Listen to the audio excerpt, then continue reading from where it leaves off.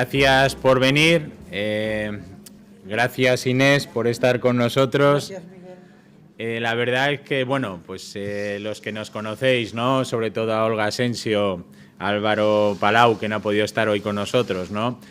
Para nosotros es un verdadero lujo que escritores, y en este caso con mucho cariño, vecinos de Barbastro, pues estén aquí para presentar su libro, ¿no? En este caso, Lo que no cuentan los muertos. Inés, hemos hablado hace un momentito fuera, y la verdad es que a mí me ha dado pena, lo siento, Inés, que estés en Madrid, te lo digo de verdad, porque tendrías que estar aquí. Sí. Pero bueno, como le he dicho, ¿no? Hay que saborearte más cuando estás aquí. Entonces, pues bueno, Muchas pues gracias. a todos los que estamos aquí, aprovechemos el momento que nos explica Inés, su libro, su criatura, por así decirlo.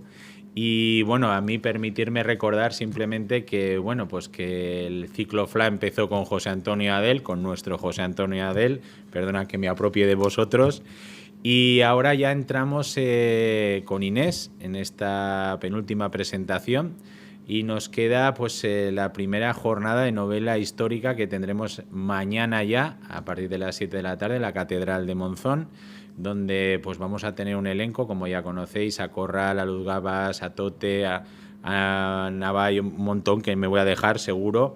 Entonces, pues bueno, a todos sabéis que todos los que nos gustan los buenos libros, conocer a esta gente que es una pasada, pues bueno, lo tenemos de la mano. Y nada, pues yo dejo ya paso a Olga para que haga la verdadera presentación que se merece Inés Plana, y como siempre agradecerte de nuevo que estés con nosotros y que compartas con nosotros tu libro. Gracias, Inés. Gracias, Miguel. La gratitud es mía también. Es especial porque es la primera vez que presento mi novela en Monzón, el pueblo vecino, hermano de Barbastro, y es muy, muy especial, y quiero darte las gracias a ti, Miguel, al Ayuntamiento, al Ciclo FLA, a Olga, que me apoya tanto y que ha estado siempre pues con su cariño detrás de mis novelas y ayudándome a difundirlas. Así que bueno, es muy especial, y gracias también a todos por estar conmigo compartiendo este momento especial. Gracias, Inés. Olga. Sí.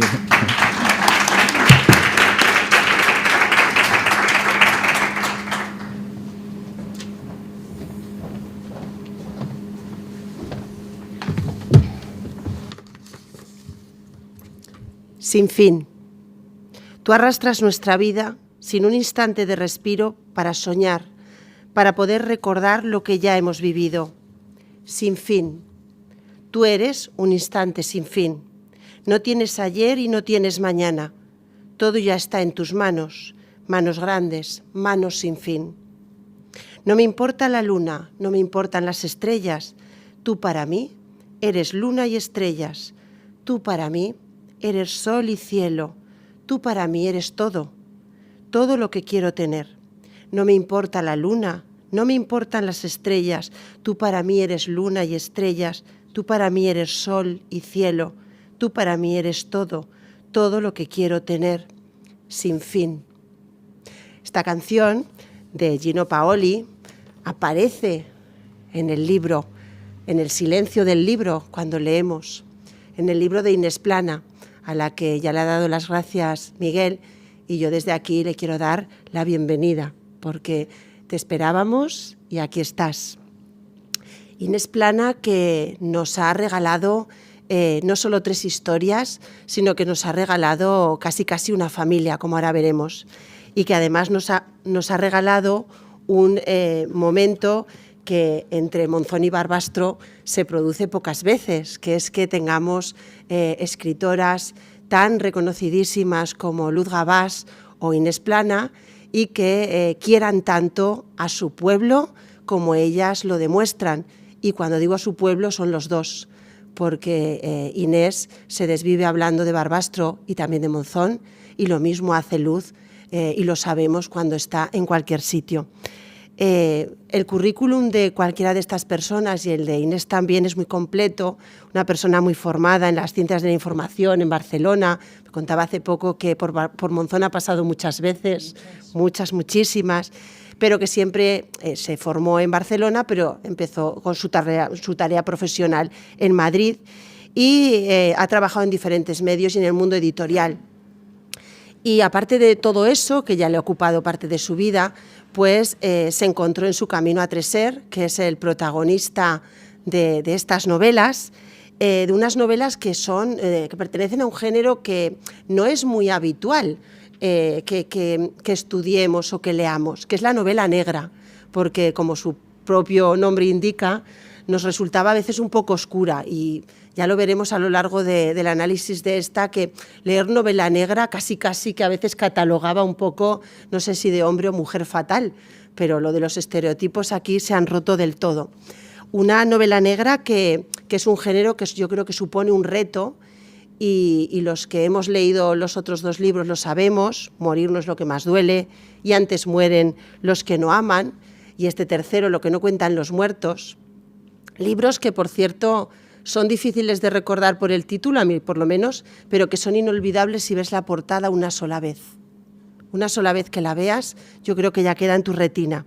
Entonces, intentaremos ver un poco con Inés qué ha supuesto ese género tratado en 3 novelas, qué supone tratar las personas que son protagonistas de novelas tan aterradoras como puede ser novelas en las que la palabra muerte es lo primero que vemos, y sobre todo unas novelas que tienen unas tramas muy bien organizadas, que hay muchos personajes, como veremos a continuación, y que conviven y sobreviven gracias los unos a los otros.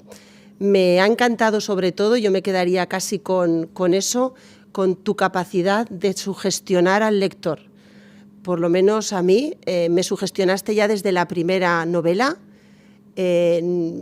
Haces que pongamos la mirada de inspector o inspectora, a ver si podemos ayudar a la policía o al malo o la mala, ya no lo sé, porque aquí cada uno querrá que ganen unos, pero sí esa capacidad de mantener al lector siempre alerta, nunca perdido, nunca, absolutamente nunca.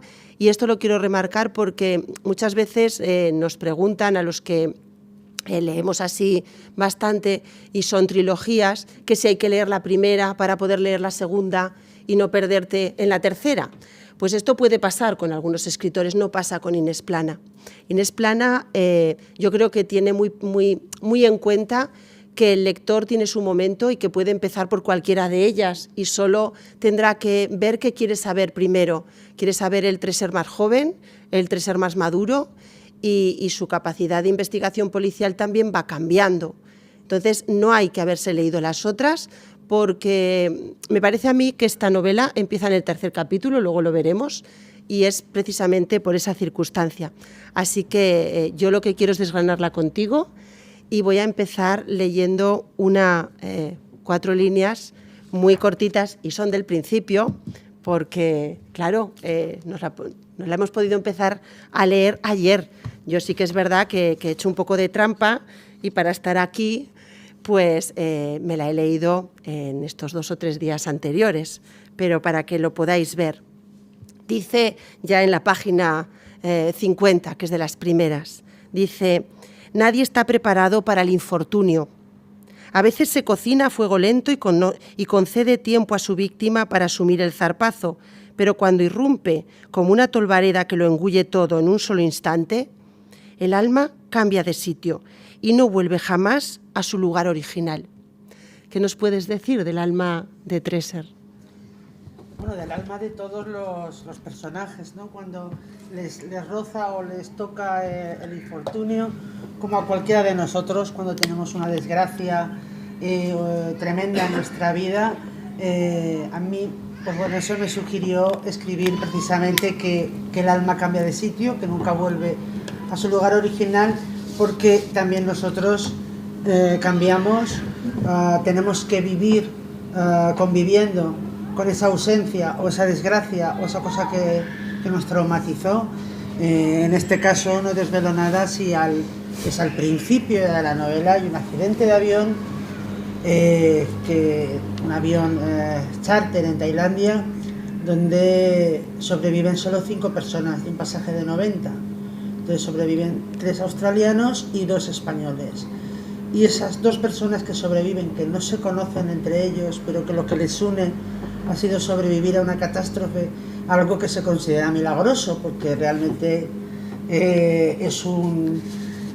el estrellarse un avión es tan absolutamente violento, es inimaginable que alguien pueda sobrevivir, y sin embargo ellos sobreviven por una circunstancia, porque el avión se partió en dos y ellos estaban justo en el segmento que quedó al aire libre y fueron lanzados al exterior, y eso les salvó la vida. Pero ellos han perdido en ese vuelo a seres queridos, y es cuando yo me refiero a ese infortunio, que también es absolutamente aplicable a Tresser, porque el ahora capitán de la unidad central operativa de la UCO tiene una biografía muy atroz, muy complicada, a la que es difícil sobrevivir, ¿no? Y estas dos personas que también que sobreviven a su propia desgracia, a su propia catástrofe, sienten un vínculo, aunque tienen edades diferentes, pero sienten un vínculo muy especial entre ellos, porque son incapaces de explicar a los demás qué es lo que sienten, en el sentido de que piensan que tendrían que haber muerto ellos y no sus seres queridos, ¿no? Y tienen un intenso sentimiento de culpa, porque esto existe en psiquiatría y en psicología, es el síndrome del superviviente, que se culpabiliza por haber sobrevivido a otros seres queridos o incluso a desconocidos. Que la pregunta es, ¿por qué yo? ¿Por qué? ¿Qué sentido tiene esto? Entonces, son personas que tienden al aislamiento, que tienen un elevado índice de ansiedad, y que tienen dificultades para relacionarse con los demás, por lo menos durante el tiempo que es largo que dura ese estrés postraumático, ¿no? Entonces, aquí resumo y cierro, que es estos dos personajes a los que el alma les cambia de sitio y nunca volverá más a su lugar original. Eso ocurre en el primer capítulo, por eso es fácil hablar de eso, y es lo que se resume en la contraportada. Y como os decía, el segundo capítulo, Inés lo dedica a ubicar a Tresser, que al ser ahora es capitán, pero ha ascendido precisamente por el caso anterior, por el caso que ha resuelto con Luba, una protagonista que también pues te arranca el corazón a pedazos, que protagoniza Antes mueren los que no aman, porque a Luba la ha sacado del mundo de la prostitución, una niña de 12 años, muchas asentís porque es uno de los libros que hemos leído en los grupos, una prostitución que era atroz, porque era una niña que no había vivido otra vida. Entonces, para ella, el poder retomar esta vida, que Tresser la acoge como propia, pues le supone también al personaje ser el capitán, tener otro tipo también de humanidad. Ya no conocemos solo al capitán estricto, sino que tiene a una persona tan frágil como una niña sacada de la prostitución, y la tiene con él. Entonces, en el momento en el que ya están retomando esa vida que diríamos ordinaria, normal, que tendremos que también saber cómo se puede volver, ¿no?, iniciar una normalidad cuando has estado 12 años de tu vida, o sea, toda tu vida, fuera de ella. Entonces, esa historia, junto con la que también se desarrollaba en la primera, Morir no es lo que más duele, en el que resuelve un caso también muy inquietante. Yo se lo decía hoy cuando nos hemos visto un ratito, que a mí no se me olvida esa cámara fotográfica que está enfocando, fotográfica yo creo que era vídeo, enfocando permanentemente desde un piso en un lateral del Madrid Centro, porque está enfocando una plaza, porque allí pasa algo que tiene que resolver una de las protagonistas, y que Tresser investiga en ese caso. Entonces, eso Inés lo hace en el segundo capítulo, por eso os decía que el que no se haya leído los otros dos, con ese resumen, que lo que hace también es engancharte para querértelos leer, poder retomar Por eso, para mí la novela empieza en el tercer capítulo, cuando esos dos personajes de los que tú has hablado, los que se sobreviven a ese accidente aéreo, un accidente aéreo que todos son fortuitos, pero ¿por qué estaba Rita Marí en ese avión? También es muy curioso, y ese síndrome del superviviente lo lleva clavado en el alma porque arrastró a unas personas que quería mucho. Entonces se juntan ellos dos y precisamente hay una comida ya en el tiempo actual en la que hay una felicitación que le dice felicidades superviviente, pero esa tarta no se come. Sí, porque ambos quedan a cenar en la mansión de Rita. Rita es una mujer adinerada, su padre era un pescador que se convirtió en contratista y después en constructor. Entonces es una familia adinerada y también por matrimonio, porque su marido tiene una cadena de lavanderías low cost en toda España y tienen mucho dinero, ¿no? Entonces están en una mansión, ella y el otro superviviente, que es Eduardo Molaro, ¿no? Entonces se disponen a cenar una fideuá con cigalas y desaparecen sin dejar rastro, ninguno de los dos. No se come la fideuá, allí no ha habido forcejeo, no ha habido violencia, ninguna puerta ni ventana de la mansión han sido forzadas, tampoco aparece nada ni nadie en las cámaras de videoseguridad.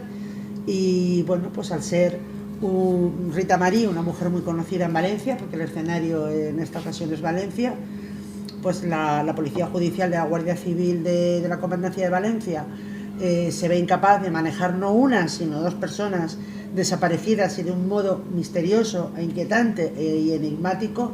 Es cuando llaman a la UCO, a la Unidad Central Operativa de la Guardia Civil, que se ocupa de casos especiales.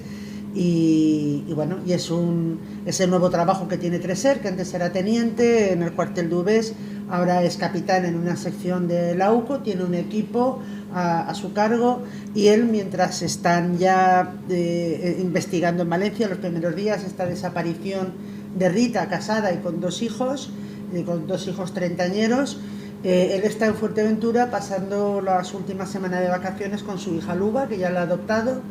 Y bueno, están aprendiendo a convivir los dos. Treser es alguien que se ha visto padre, se ha convertido en padre de un día para otro. En el momento en que él rescata a Luba, pues bueno, él la adopta y están pasando ahí unas vacaciones en Morrojable, en Fuerteventura. Y es en ese segundo capítulo, donde yo ubico toda la situación de Luba, la situación de Treser, el momento presente en el que están viviendo esos personajes, y también el momento presente de su trabajo, ubicando cómo llegó a su trabajo, quién le recomendó, porque no se hace ninguna oposición para entrar en la UCO, te tiene que recomendar un mando y a partir de allí pues hacer una serie de cursos.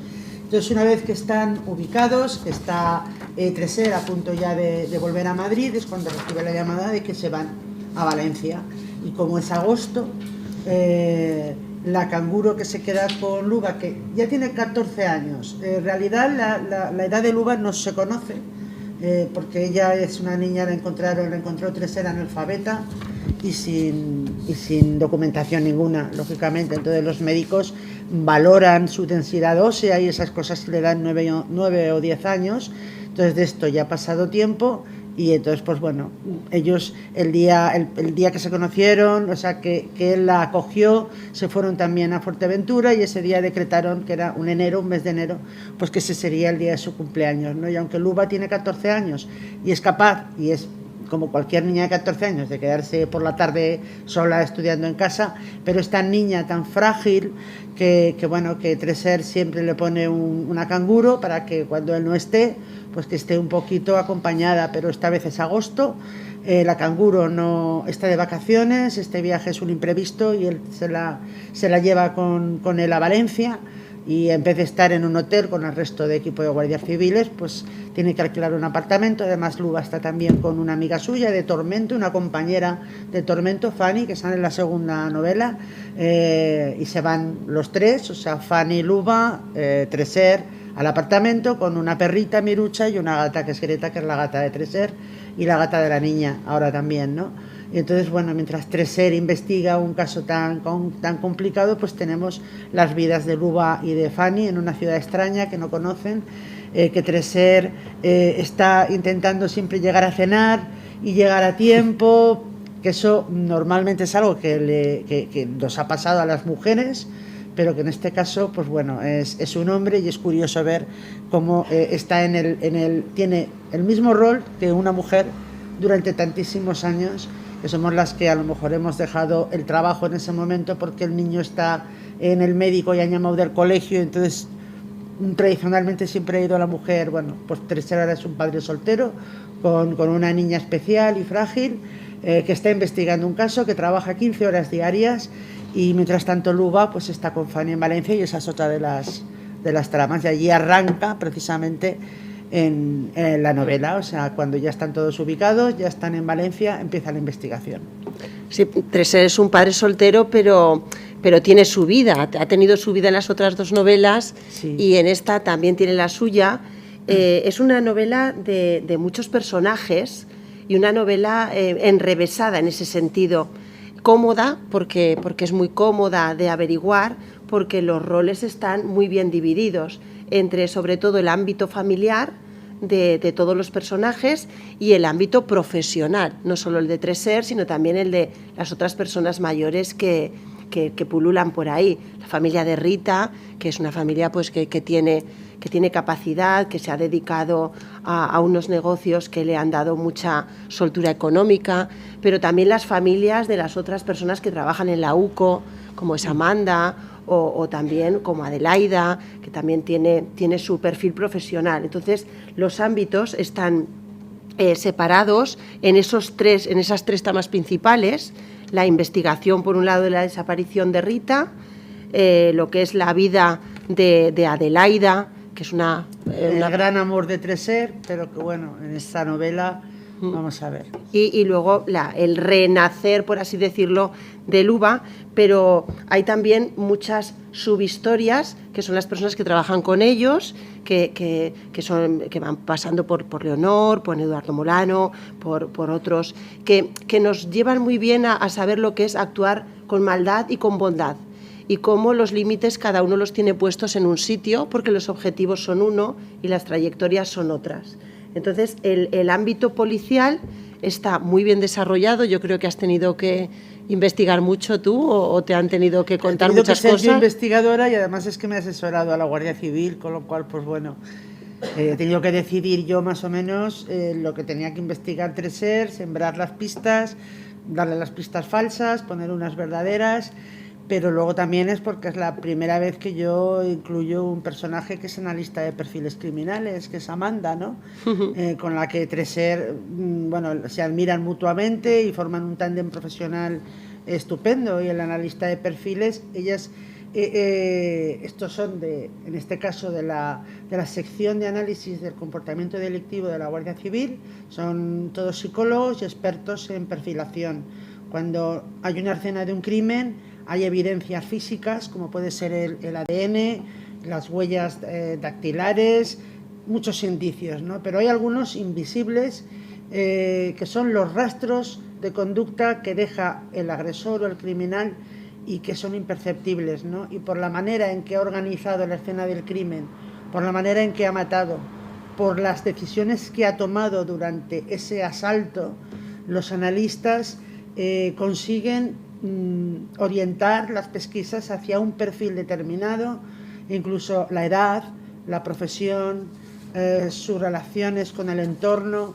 Entonces, no es que ellos resuelvan el caso, Amanda no resuelve el caso, pero sí orienta mucho la investigación. Y cuando ve la escena de la desaparición de Rita y de Eduardo Molano, los dos supervivientes, empieza a ver algunas cosas que le dan una idea aproximada de un perfil determinado de lo que puede haber pasado allí, porque de momento es una desaparición.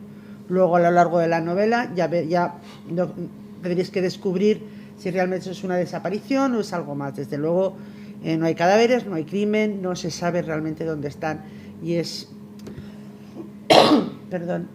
Amanda junto con Tresser y su equipo, Coira y Brancho, que quienes hayáis leído la primera y la segunda novela ya los conocéis, más dos chicos jóvenes, dos guardias civiles jóvenes, que son exmiembros del grupo de apoyo operativo de la Guardia Civil, el GAO, que es un grupo sobre todo de información y de seguimiento, y que fue una unidad muy importante, una unidad de élite muy importante en la lucha antiterrorista. Y estos dos, Peter y Mani, pertenecieron al GAO, por eso son muy expertos en seguimientos, en vigilancias, y hacen seguimientos o vigilancias como si fueran, saben hacerse invisibles, tienen unas habilidades especiales, son como un mago, como un ilusionista, pero lo consiguen, ¿no? Entonces este equipo de Amanda, Peter, Mani, Brancho, Coira, pues están al mando de Treser, y Treser pues va distribuyendo las tareas de cada uno hasta ir recogiendo pistas o aunque hay muy pocas, pero por lo menos ir tirando del hilo de las pocas que tienen, porque es una desaparición muy inquietante, y lo que van descubriendo a lo largo de las pesquisas es todavía más inquietante y más sorprendente, hasta el punto de que logran desconcertar a los guardias civiles, a los investigadores en un momento. Sí, porque esa psicología juega un papel muy importante, por ejemplo, en la vida de Rita, que en esa vida que está llevando, que tiene una familia, que esa familia es conocedora, que está en Valencia y por qué se ha ido allí. Y claro, esa familia también psicológicamente tiene esa condición. Sí. A mí no me gustaría dejar de decir que esta novela se desarrolla en muy poco tiempo, porque ya sabéis que las investigaciones, cuanto más días pasan, más se diluyen. Y son 3 días. O sea, en 3 días lo resuelven, ¿no? Treser es una maquinaria investigadora de todas maneras, y a él le gusta muchísimo su trabajo, le gusta investigar, le gusta tanto que no tiene ni inquietudes ni aficiones fuera de la Guardia Civil, ¿no? Nunca ha tenido un interés por nada más que no sea su propio trabajo, y también es cierto que es un hombre solitario, siendo tan joven, porque en la primera novela tiene 43 años, ahora tiene 47, es relativamente joven, pero bueno, ahora supongo que el tener una hija le va a marcar en su vida un antes y un después, ¿no?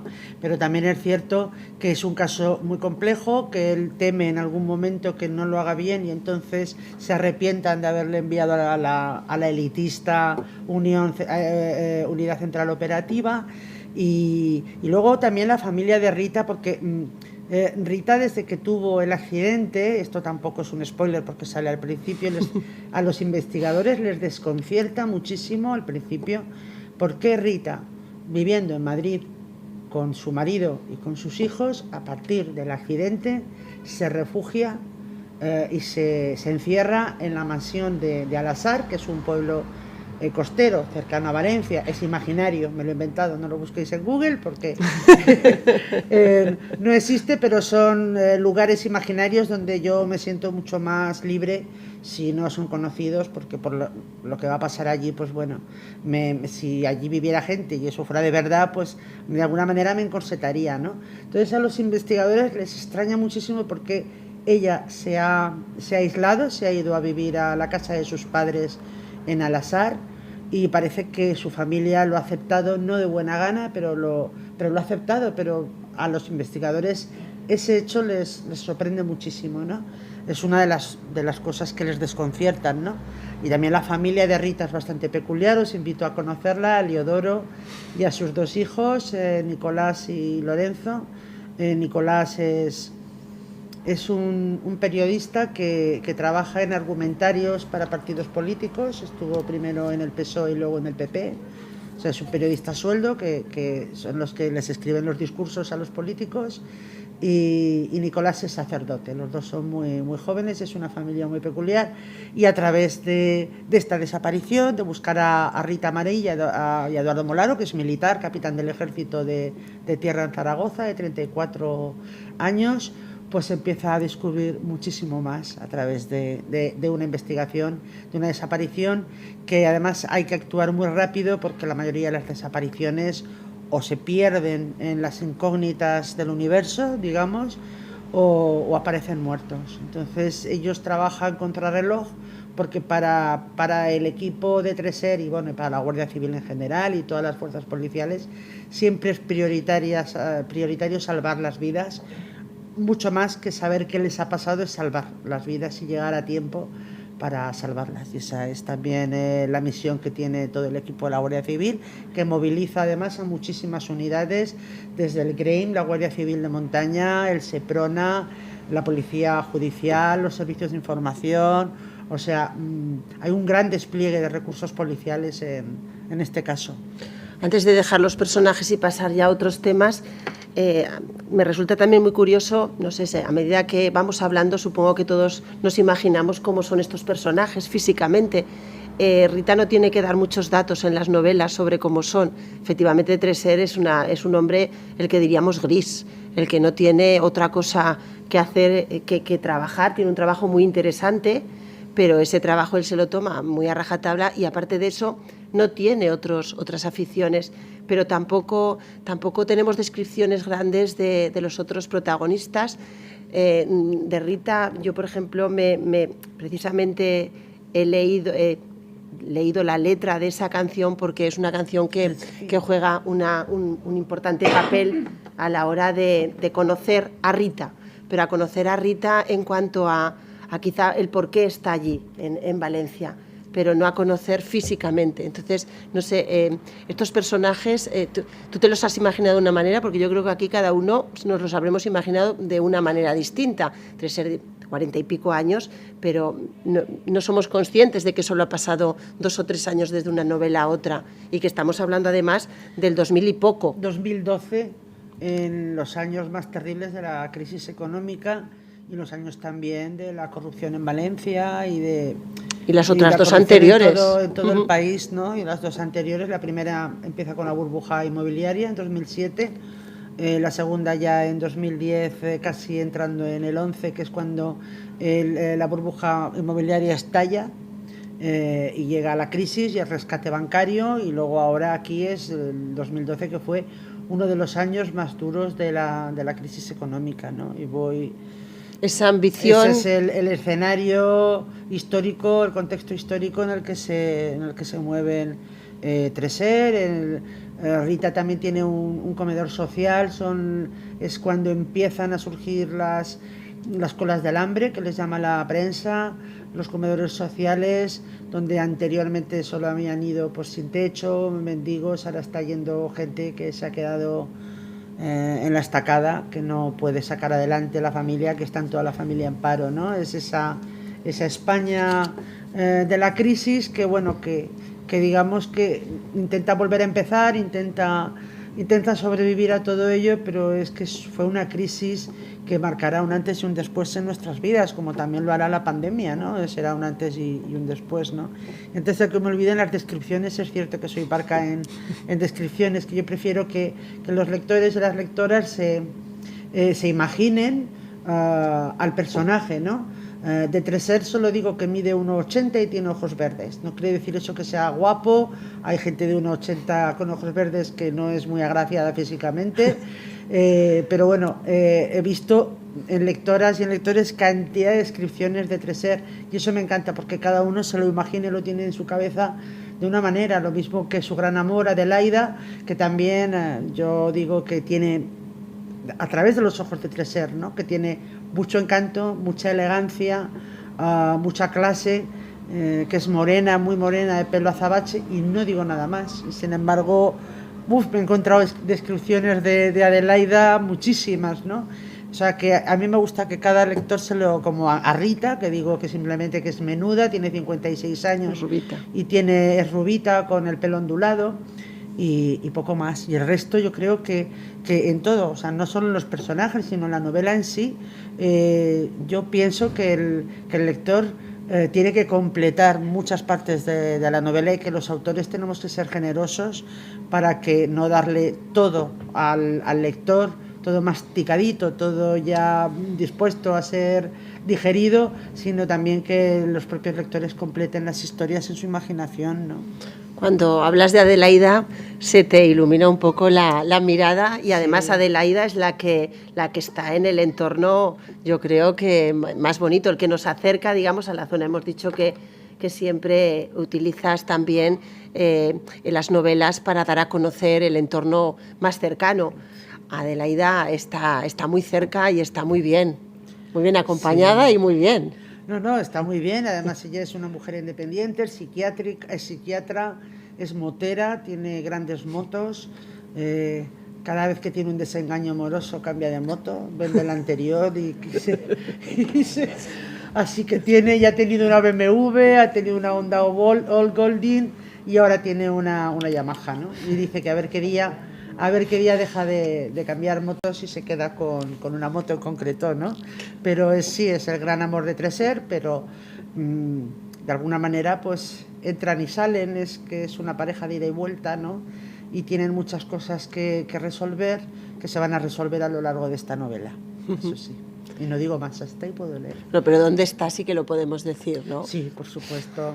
Ella está, mientras Treser investiga en Valencia, Adelaida está con un dilema y una encrucijada veraneando en Alquézar. Sí, está en Alquézar y también cito un poquito Barbastro porque está al lado, pero sí, me hacía muchísima ilusión que estuviera en mi tierra uno de los personajes, y aunque no es una trama tan grande, tan potente como la de Valencia, sí que es decisiva, porque lo que le pasa a Adelaida es muy decisivo para Treser y es muy decisivo también para completar alguna historia que surge en la novela, ¿no? Y Adelaida, pues bueno, bebe vinos del Somontano, un blanco de Gebutraminer, y mientras piensa en su dilema y en la encrucijada que tiene ante sí, ¿no? Que es complicada. Sí, pero además los escenarios están muy asociados, los escenarios exteriores son los de la investigación policial, que han de tener muchos ojos para buscar en lo más recóndito para encontrar las pistas y no confundirse.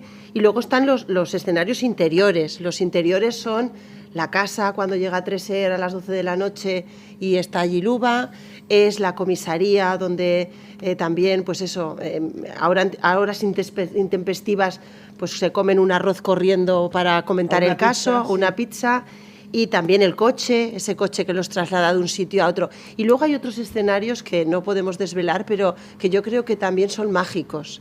En esta novela no todo es tan real. Hay escenarios también mágicos, pero que son reales. Entonces, yo creo que hay también un punto mágico de creencia y también que al lector te hace estar en alerta. Sí, porque forma parte de la propia investigación, pero sí que es cierto que hay una serie de escenarios que son reales, pero que yo les he querido dotar de cierta magia. No es fantasía, no pasa nada que no suceda en la vida real, pero sí que el tratamiento y el estilo del texto te evocan pues es que cuentos infantiles y que los lugares los hacemos mágicos los demás. Exacto, entonces sí que hay situaciones realmente, como tú dices, pues bueno, un poco con cierta magia, cierto encanto, ¿no? Y cierta luz, aunque esas mismas situaciones son las que avanzan algo que ni tiene luz ni es mágico, ¿no? Pero bueno, yo os invito a descubrirlo, ¿no? Porque cualquiera de nosotros hacemos mágico un lugar cuando ahí ha sucedido algo que para nosotros ha sido magia. Entonces a eso me refiero. Hablamos mucho de muchos personajes, pero quizá aquí hay un personaje que es el más importante y que es el que sobrevuela en una y otra y que está en los 3 títulos. Ese personaje es la muerte. Es la muerte en cualquiera de sus facetas, porque la muerte nos acompaña toda la vida. Nos está acompañando ahora y por lo tanto es una novela en la que ese personaje es el que aúna a todo el coro de personajes que le hacen el baile de la vida y el baile de la muerte.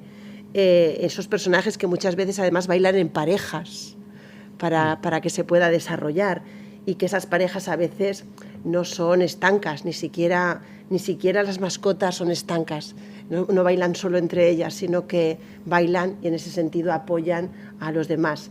Estamos siendo un poco metafóricas, pero claro, es que es un poquito complicado, algo que es tan interesante y que da tanto pie a discutir por qué hay una cosa ahí y no está la otra, pero a mí me parecía muy original, sobre todo porque esa muerte es vida, muchas veces. Es lo que también nos alienta. Pero el personaje, la muerte, sí, una novela negra... Sí, es un invitado inevitable, pero en esta novela en concreto, hay el lema de la editorial, de marketing de la editorial de la publicidad es: a veces sobrevivir es lo más parecido a estar muerto.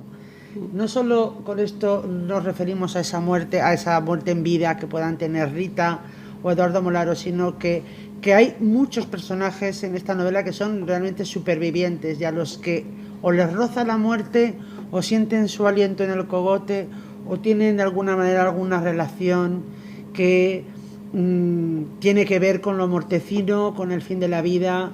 Hay muertos, pero no todos son de la misma condición. Hay muertos donde los investigadores saben qué les ha ocurrido, por qué han muerto, de qué manera, pero desconocen el sentido último e íntimo del porqué de esa muerte, ¿no? Cuando digo que son muertos muy peculiares y de distinto tipo y condiciones, que lo tenéis que descubrir, no puedo desvelar más, pero sí que es cierto que, sin darme cuenta, quizá es la novela donde más muertos hay, ¿no? Y no necesariamente en ese mismo momento mueren todos a la vez. Lo que van descubriendo los investigadores a raíz de esta desaparición es una historia grande, desconcertante, que les deja perplejos desde el primer momento y que invita, y eso sí que lo hacen, a los investigadores a la aventura. En esta investigación y en esta novela hay más aventura que en ninguna otra de las mías. A mí me gusta mucho el género de aventuras, lo considero que está muy unido a la investigación policial. Al fin y al cabo, cualquier investigación policial es una aventura en sí, es una incógnita. Conan Doyle titulaba Las aventuras de Sherlock Holmes y las investigaciones eran las aventuras, ¿no? Y es la novela donde yo he disfrutado más con la aventura, donde Treser es investigador, pero también a veces se ve obligado a ser aventurero y bueno, pues adentrarse en situaciones que son inciertas, pero que tienen mucho de aventura y bueno, ya está, ahí puedo leer, que si no me voy, me voy del camino y bueno. Y situaciones que muchas veces son coincidencias. Me pasó una cosa que la voy a contar, aunque algunas ya lo saben, porque me coincidió con un grupo de lectura, no que me pasó con la novela, sino lo que voy a contar. El viernes pasado hicimos un grupo de lectura en Selwa y yo les llevé un relato, un cuento. ¿Cómo se llamaban las mascotas de este libro? Mirucha y Greta. Greta. Yo no tenía este libro, porque ya sabes que llegó con muy poquito, pero precisamente a mí me habían dejado un cuento y se lo subí porque me pareció interesante y se llamaba Greta la loca. Anda. Pero que es que Greta la loca, que en realidad no se llamaba Greta, creo que se llamaba Margarita y era una niña dulce y feliz, pero dulce y feliz como estas niñas que les gusta pues, estar un poco detrás, en medio y delante de sus padres, no dejándolos vivir mucho cuando quieren descansar. Y entonces la sacaban todo el rato del medio, los padres, los amigos, era un poco pesada, Margarita. Y al final acabó, por derivación, llamándola Greta la loca, porque se pasaba mucho. Y además, como la única manera de que le hicieran caso era hacer barbaridades, pues cada día las hacía peores. Hasta el momento en el que un día sus padres y sus amigos le dijeron: vete al infierno, ¿vale? Y se fue a buscar al diablo, porque ya prefería estar allí. Y entonces, todo ese juego de ese cuento realmente es la explicación de un cuadro de Bruegel, que es lo que está de Bruegel el Viejo, que es muy interesante. Pero todo esto iba porque aquella noche llegó tu libro y lo primero que descubrí es que la mascota se llamaba así Greta, y dije, no me lo puedo creer. Claro, eso a mí ya me enganchó, esas coincidencias que dices, ¿por qué te pasan a ti? Pues no lo sé. Esto a pues cada es uno que le pasa una Treser cosa. en la primera novela, un ser muy solitario, en Morir no es lo que más duele, descubre, investigando un crimen, su propio pasado, se da cuenta realmente de que su pasado está lleno de secretos y de puertas cerradas que él nunca había abierto y eso le convierte en una persona hermética, malhumorada, pero cuando llega a su vida Greta, la gatita Greta, él empieza a humanizarse, porque los animales tienen esa habilidad con nosotros, esa generosidad, tienen un poder sanador de las emociones, porque son amores incondicionales. los de un animal de compañía hacia nosotros, ¿no? Y hay un antes y un después de Tresser con Greta y sin Greta. Él, a partir de ese momento, empieza a estar preocupado por cosas. Uy, Dios mío, ¿qué hora es? No ha comido, no ha bebido. Está muy pendiente de ella. Y Fanny Fanny, la amiga de Luba, tiene una perrita de Mirucha, que quienes hayáis leído Antes mueren los que no aman ya la conoceréis.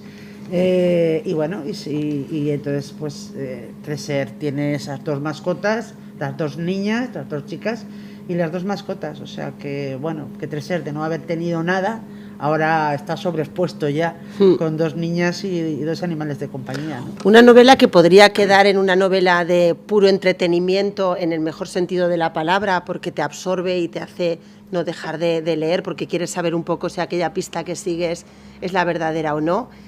Trasciende mucho más cuando vemos los temas que hay detrás. Has comentado Valencia y esa especulación, esa crisis que no solo se produjo en Valencia, porque además tratas a la ciudad muy bien, en la playa de la Malvarrosa. Hombre, que yo adoro Valencia y los escenarios de Valencia, que algunos me tocó el COVID y no pude conocerlos e ir allí a visitarlos, pero bueno, tengo en mi recuerdo muchas veces que he estado en Valencia, sale Godella, Alfafar, Burjasot y bueno, y otros lugares que sí que no voy a mencionar, pero que sí que existen, pero que ya no puedo porque desvelaría mucho. Pero sí que es verdad que hay mucha crítica social en todo lo que hay, y una crítica social que no la haces en presente, pero sí que es un pasado del que todavía comemos, por así decirlo. Y que hay que tener memoria y no perderla para recordar de dónde venimos. Hay que estar alerta, ¿no? Hay que estar alerta. Claro. Luego también en ese viaje y en esa estancia de Adelaida en Alquézar, también haces un guiño ahí a la España que más nos toca, a la que estamos aquí, esa que han mal llamado la España vaciada, la España vacía, que no es así.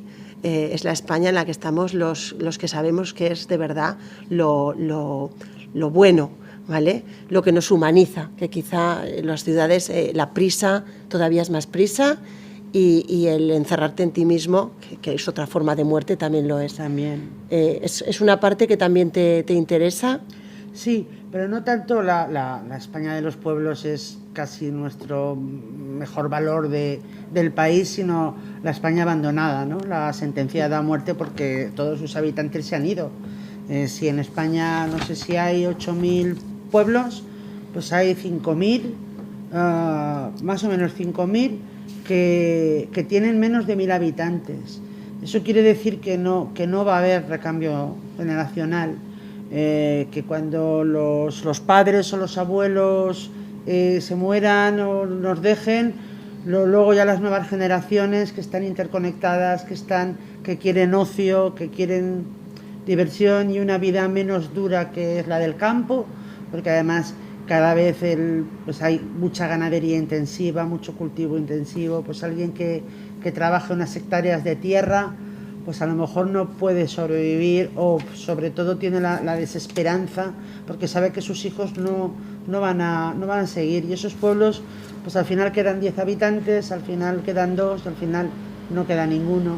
Y aquí lo sabemos en Huesca, la cantidad de pueblos abandonados que hay, yo he estado en algunos, y es esa España que es un problema complejo, pero que no podemos abandonar a esos pueblos que son patrimonio nuestro, y que esas personas que viven ahí tienen todo el derecho, como todos nosotros, a permanecer en su pueblo y en sus raíces. Entonces tenemos que darles incentivos, tenemos que mejorar las comunicaciones, tenemos que conectarles con internet, o sea, que sientan que realmente están en el mundo, que no están en un pueblo y están como en el planeta Marte, ¿no? Entonces esa España vaciada es realmente un problema, porque cada vez la tendremos mucho más, y nosotros necesitamos el campo, necesitamos la agricultura, necesitamos todos los trabajos de cultivo, y estos pueblos, pues sí que es cierto que me ha gustado mucho tratar ese tema de la España abandonada, que yo le llamo abandonada porque vacía no está del todo, ¿no? Mientras que esté en 4 paredes de una casa.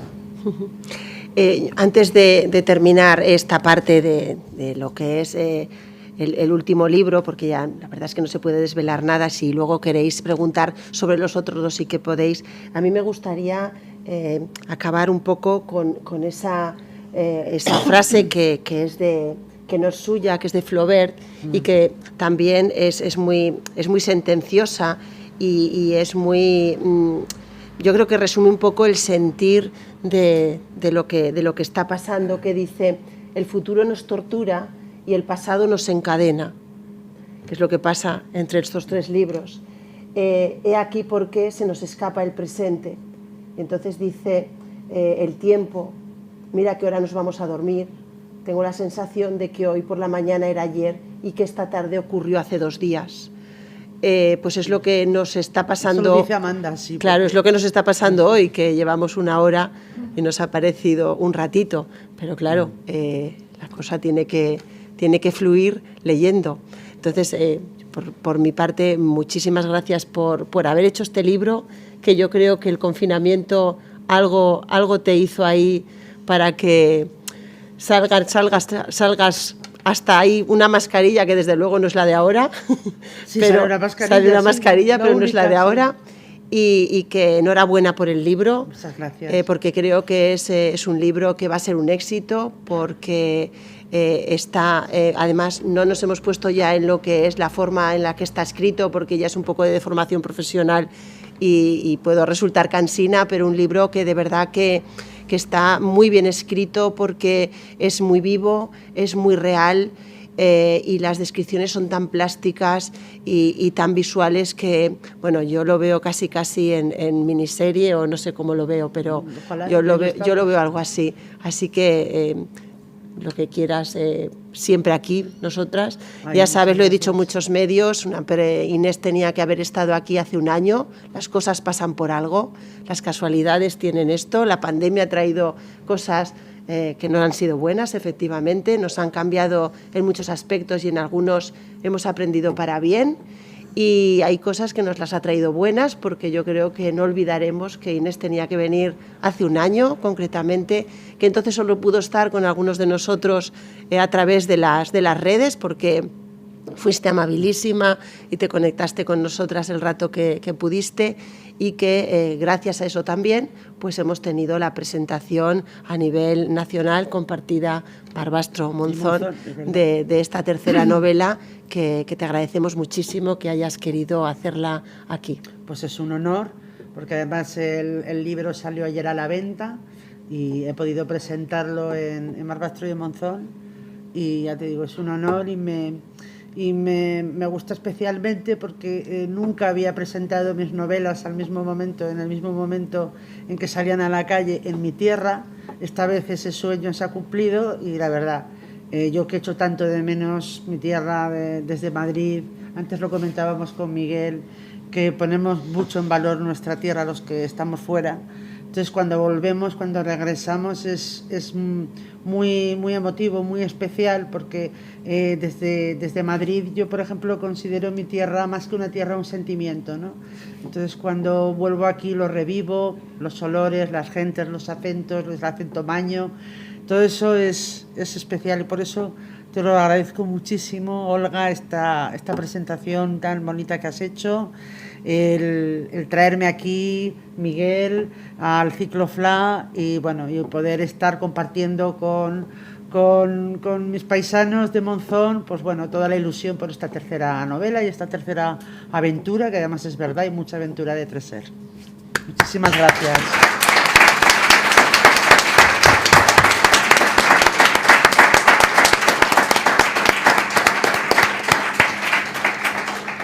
¿Queréis hacerle alguna pregunta o queréis que os firme el libro, que os veo ahí moviendo el libro? Bueno, pues muchísimas gracias por venir, podéis ir pasando. Recordad que estamos un poquito mejor en lo que son estadísticas y demás, pero lo que siempre decimos, pasad en fila y no os amontonéis, nos gusta mucho hacer corrillos, ahora yo ya me pondré la mascarilla. Y nos vemos próximamente, porque nosotros tenemos aquí cosas casi cada día. No paramos. Te dejaré ahora para que firmes. Vale, ojalá.